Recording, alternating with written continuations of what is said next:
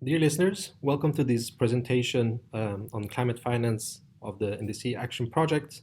And during this presentation, I will talk about how you describe climate impacts and impact scenarios in your project concepts or proposals to financiers. And in today's presentation, I will mainly touch upon the following topics. We'll first present how you talk about the rationale for your project, how you present the climate rationale of your project, and then how you describe it through baselines and business as usual scenarios, and finally how you describe and present the impacts of your actions, focusing mainly on climate actions, but also other types of impacts. So why does impacts matter and who do they matter for? This figure basically represents different types of stakeholders here on the side, and certain types of things that matter for different types of financiers. So usually when we talk about the public sector, we look at the services that they can provide and the feasibility of those services. They're not necessarily looking for return on their investments, which is more important for the private sector, which is the following actor that also looks at the size of the investment, the internal rate of return of their investments, and also the risk profile of their investments. Then we have financial institutions like multilateral development banks, national development banks, and other types of funds that also looks at safeguards, environmental and social safeguards. They also prioritize mitigation and adaptation and other co-benefits. And then finally, we have dedicated climate funds that, of course, look at climate impacts, but also then have other priorities looking at the additionality of the investment or the climate action or transformational change and paradigm shifts. Some of these topics and priorities we will talk about in other presentations, like the internal rate of return and risk profiles, size of the investments, feasibility versus bankability. Some of the other presentation will touch upon these aspects and also the co-benefits and paradigm shift. So here we'll focus just on how impacts are presented in the proposals. One important aspect to note is basically the degree of difficulty, or I would say the degree of needed documentation increases with the sort of type of climate finance source that you're targeting, the more boxes you want to tick in this column. So there are more documentation to be provided, the more down you get in this column. And in this presentation, we'll touch upon how these impacts are presented all the way down to climate finance sources. So what do we mean by climate rationale, and why is it important to present to the funding sources that we present our concepts and projects to? Well, basically, there is a general understanding that environmental challenges are interrelated when we look at water and agriculture, biodiversity or pollution, and also climate change. These are all challenges that can be interrelated, and there are aspects of development. And within those, there can be aspects of climate and the impacts that climate change has on these different sectors and different topics, and also the challenge of having to address climate change mitigation to avoid disturbances to the climate system. So what is important to understand is that dedicated climate finance institutions, they mainly focus on financing climate action. They, of course, are interested in development benefits, but we usually talk about this development benefits as co-benefits to the climate actions that we're implementing. So in our projects and programs, we need to really be clear about the climate rationale for our action. Of course, there might be development aspects and development priorities for the countries related to these specific activities, like poverty alleviation, inequality, but these are, again, considered as co-benefits to the action when we present our proposal to climate finance providers or dedicated climate funds. So basically, climate finance institutions, they expect the applications that we present to them to have explicit climate justification. And in the following slide, we'll talk more about how this can be presented to the climate finance providers. So how do we present the climate rationale in our proposal? Basically, we need to describe what is the problem that the project seeks to address from a climate perspective. So basically, what role does climate change play into the problem we're trying to address? When we talk about adaptation, that could be addressing water scarcity, expected water scarcity due to changes in rainfall patterns, for instance, with then other impacts, expected impacts like competition for water sources, and so forth. For mitigation, we can usually identify hotspots of emissions. We usually do that through the greenhouse gas inventories. We look at in which sectors are emissions high, and then look at where emissions are expected to increase over time. But there are basically some certain steps that we usually follow to establish the climate rationale or the climate justification for our proposals and projects. We start by describing the problem induced by climate change. So for adaptation, looking at the impacts of climate change, and that can be on agriculture, reduced agricultural outputs due to changes in rainfall patterns or increased temperatures that have an impact on the type of pests that affect our crop. For mitigation, usually it's about reducing emissions, so looking at, again, mentioned where are the emission hotspots and where are emissions expected to increase drastically over time. We need to provide some sort of validation of the role of climate change, so data for mitigation. That's usually more easy because we have greenhouse gas inventories that we can base this validation on. For adaptation, most countries have performed some sort of climate impact assessments, or there are some regional climate impact scenarios that can be used to provide this data and scientific background information to validate our climate rationale. And then, of course, the scope of our projects, which basically the identification of solutions to address these climate-induced problems, which is for adaptation or mitigation. And here we also usually focus on the investment focus, so what are investments needed, incremental costs, etc. But these are all topics that we will present in other sessions. And then when we provide this climate rationale, we could include specific assessments or analysis for the project itself, looking at specific vulnerabilities of the stakeholders, the relevant stakeholders involved, and looking at the emission scenarios for the specific sector or subsector, if available, and if not, they should be established. And when you have your improvements. There might also then be other relevant indicators depending on the type of activities that you envision for your project. If the project has a large component related to sustainable development benefits, you could also look for other indicators to describe impacts. It could be air quality in urban areas, health benefits, improved water quality, ecosystem health, etc. But these, again, are sort of secondary indicators. The main climate-related indicators usually relate to mitigation and adaptation, the one described earlier. Capacity building can also be important. So other indicators can be the number of people trained in projects which have higher than capacity to address climate change or implement climate action, both mitigation and adaptation. And usually you can find a lot of these sources of information to describe the baseline in available national documents, such as national communication submitted to the UNFCCC, the NDC, of course, technology needs assessments, there are specific sector analysis, and so forth.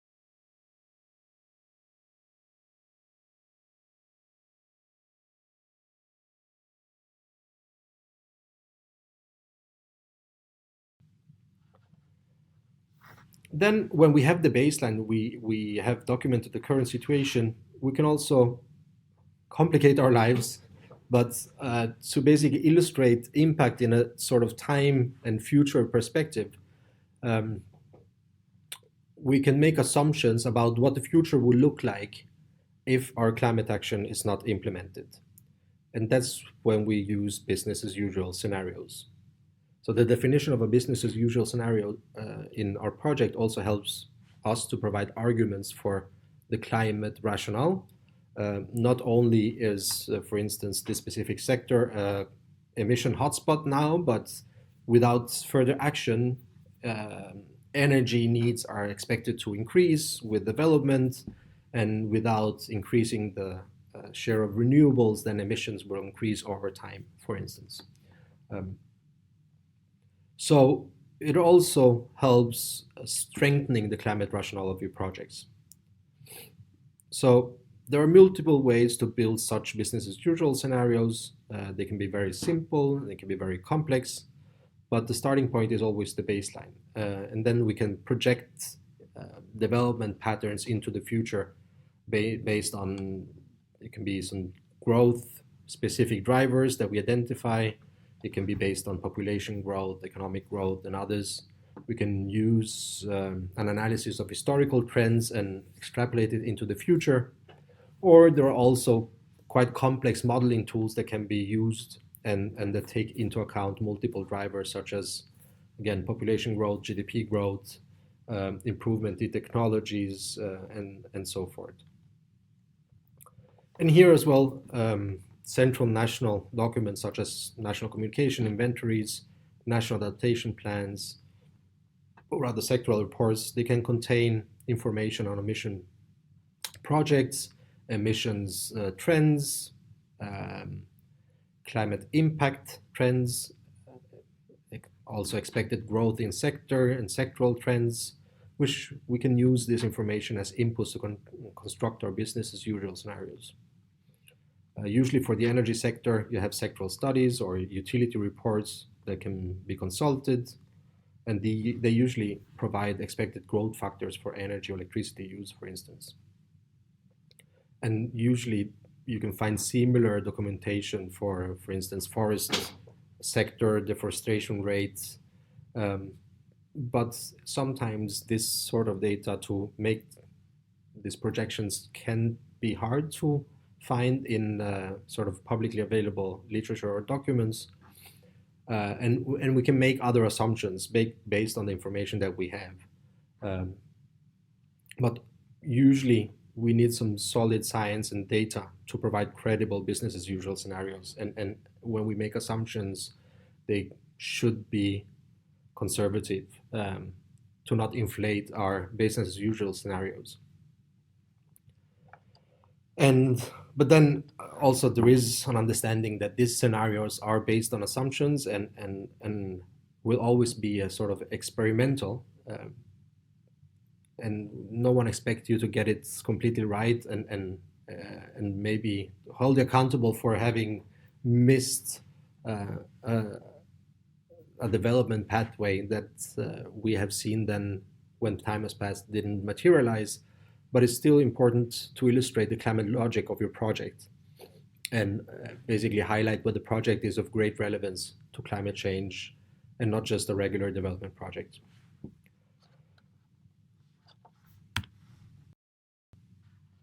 Here are some links and sources that can be used to or can assist you in constructing baseline and business as usual scenarios, methodologies that are available.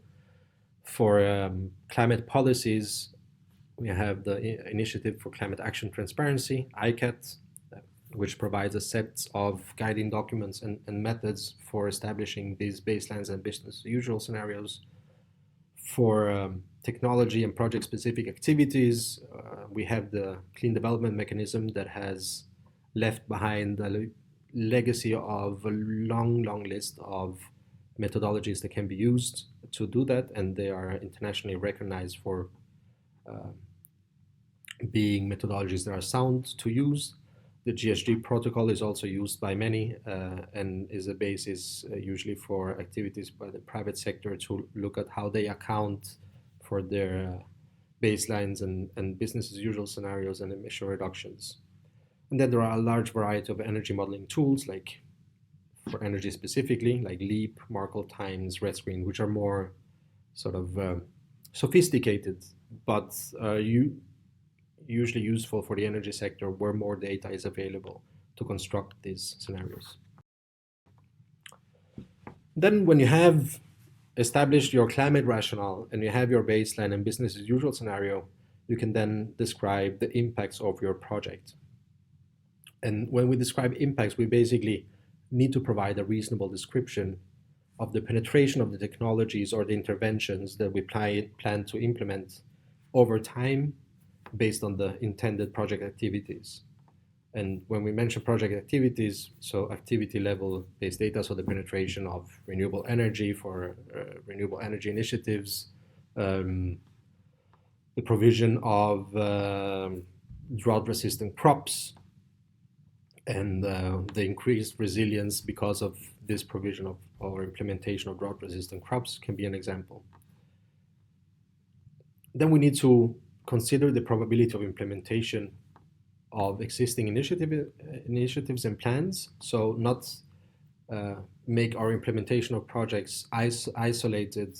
We have the business as usual scenario, but we should also, if we have not done so under the business as usual scenario, we should also consider what is already in the pipeline of initiatives and plans to be implemented and sort of make this part of the scenario under which we then define the impacts of our own specific project. But to summarize, basically the emission reductions for mitigation projects are business as usual emissions minus the mitigation scenario emissions that we provide. For adaptations, things are a little bit more complex. And so this is just an example of how mitigation impacts can be visualized or presented in a project proposal. This is an example from a Green Climate Fund proposal from Fiji.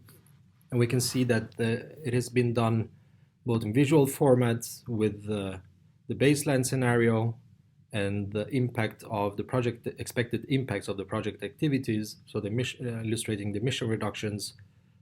On the bottom left, there is also a description of the methodology used to arrive at these results, and at the bottom right, we have a table with specific numbers explaining in quantitative terms the impacts, the mitigation impacts of this specific activity.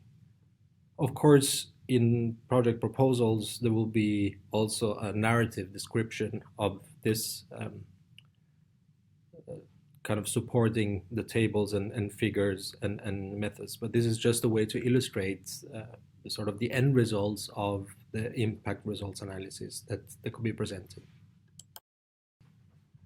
And as mentioned, for adaptation, we could theoretically do the same as for mitigation. So basically take the relevant indicators that we have identified for at the baseline level and project them into the future when we describe business as usual scenarios.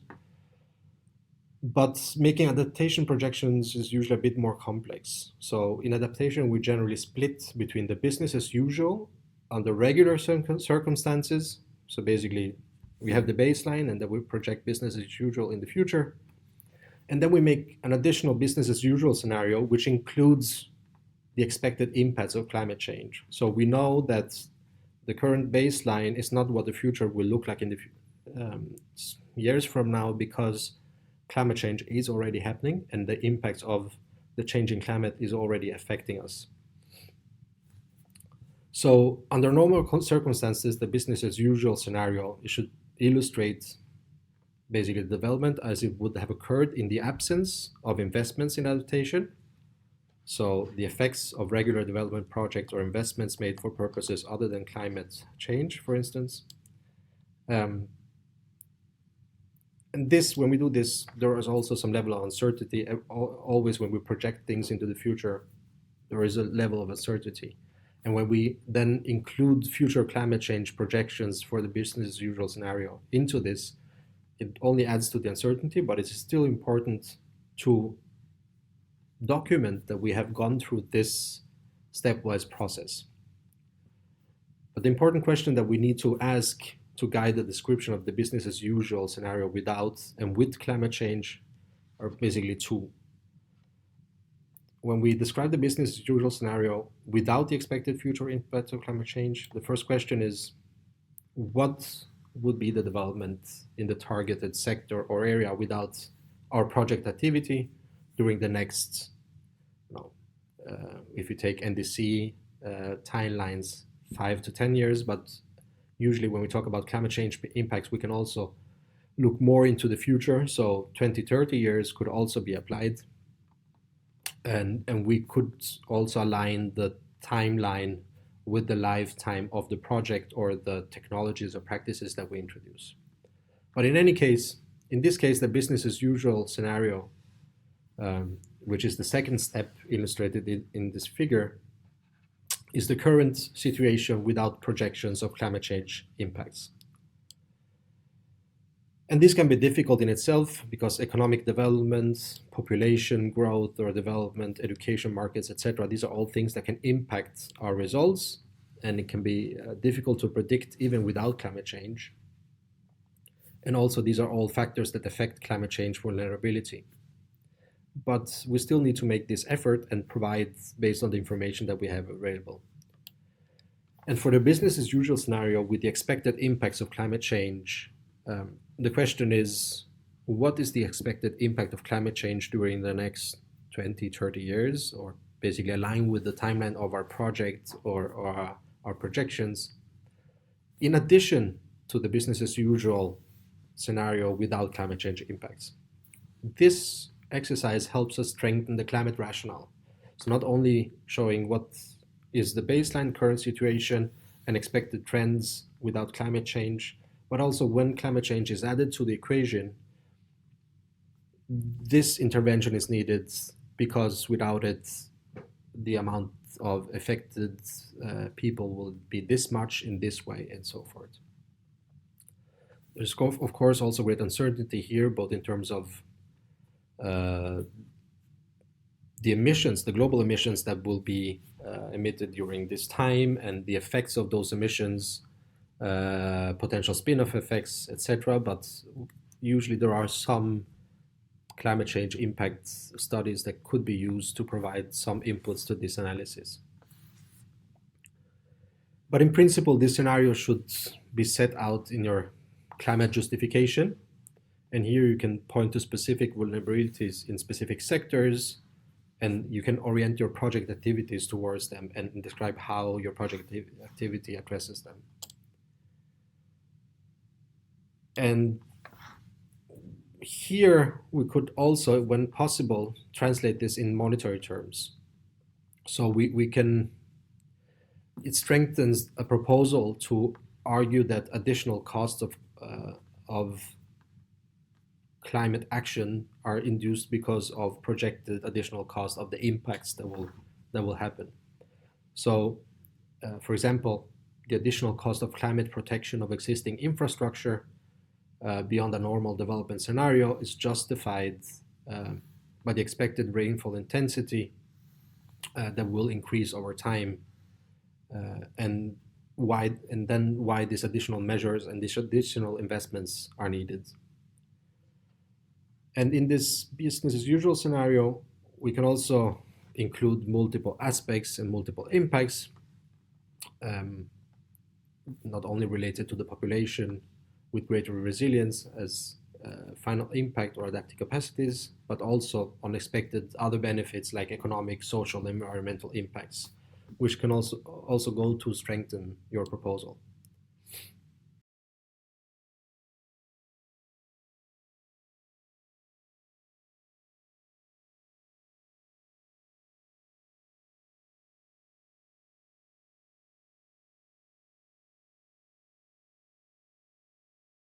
The description of business as usual scenarios impacts for adaptation was long and complex, and since it is a little bit more complex, I thought it might be good to dig a little deeper and provide some examples of different types of potential indicators to look for and what their purpose is and use.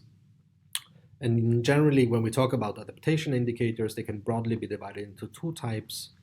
We look at climate parameters, which is information about observed weather conditions, could be temperature, precipitation, extreme weather events, some of the ones I mentioned earlier. And these indicators are usually used to describe the baseline and trends. And then we have climate impacts, so information on the observed impacts of climate variability and climate change and on the socio-ecological systems that we have our intervention in. It can be the number of people affected by the expected impacts of climate change and or their expected economic losses by these impacts. And these indicators, they are used to basically identify the scope of the adaptation action, basically to adapt or improve resilience to the observed impacts. And then we look at adaptation action, and so basically the implementation itself. And here the indicators are basically used to describe and track the implementation of the specific action itself. It can be the implementation of farmers applying improved water management practices or soil improvement activities and so forth. And then we have indicators to communicate or to describe adaptation outcomes. These are indicators used to predict or monitor and evaluate the outcomes of adaptation strategies, like the percentage increase in crop yield per hectare during the dry season, or percentage of households' income used to treat waterborne diseases after floods. And these can basically used to measure not the activity by activity, but the outcome of the intervention itself. I hope these types of indicators can also assist you in identify ways to describe the climate rationale for the first one, the climate parameters and climate impacts, and then to describe the intervention impacts, the last two here, the adaptation action, the activities, and the adaptation results outcomes. We talk more about activities, outcomes, and so forth in our presentation of theory of change and logical framework. So this was it for the presentation of how to present impacts of your project activities based on then the presentation of data and information on the baselines and business as usual scenarios. Thank you for watching, and thank you for contributing to a brighter future.